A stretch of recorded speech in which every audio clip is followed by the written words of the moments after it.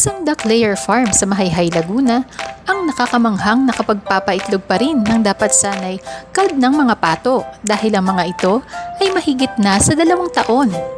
Paano nangyari ito? Sa pagbisita namin sa kanilang farm, ito ang kanilang ibinahagi sa amin. Gaano katagal na yung ating mga pato dito? Ito Yung mga duck natin. mga pato natin, 2 taon na mahigit eh. 2 taon na. Oo, 2 taon na. Di dapat kalb na yan. Bakit hindi nyo pa kinakal?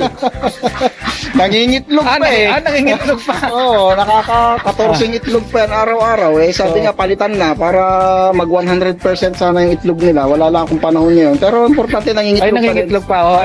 Ano ba sikreto nyo? At more than 2 years na eh, nangingitlog pa yan. Dapat nga, kalb na yan. Kinulog na yan. Ang sikreto dyan ay yung pinapainom ko sila ng atobi. Sinihalo namin sa kanilang inumin.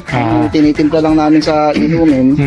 Ang kanilang pakain ay yung pa rin, yung commercial pa rin na duck layer. Pero maganda silang mangitlog eh. Kaya hindi ko sila originally, 2 po sila. 2 po sila. So out of 20, 14 yung yung nangingitlog. Actually, ganun nga, dahil mga lalaki yung iba dyan eh. Kung tutuusin, mababa yun, pero for 2 years na. Kaya, jackpot na nga daw yan eh, nagtataka nga. Ayun na. So, ano ang kakaibahan naman ng ating mga itlog? Compared nung hindi kayo gumagamit ng ng atobi. Malaki yung kaibahan ng itlog na ito ngayon. Gawa ng yung itlog nito malasa. At saka hindi malansa ito. Hindi malansa. Kaya pinag-aagawan sa palengke ito pag ginagawa natin salted mabigat egg. to yan, Mabigat yung itlog na yan at saka yung malalaki. Ano kanyo pinag-aagawan sa palengke? Pinag-aagawan Paano ibig sabihin pinag-aagawan? Ginagawa naming salted egg yan, organic kasi, no?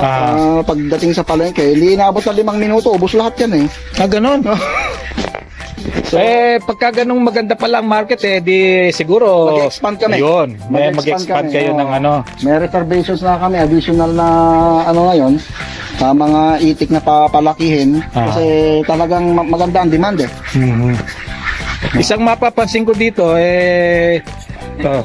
walang kaamoy-amoy itong ating ating kulungan dito. Iniinom nila na hindi naman mabaho kasi yung tayo nila dahil gawa nung iniinom nilang atobi.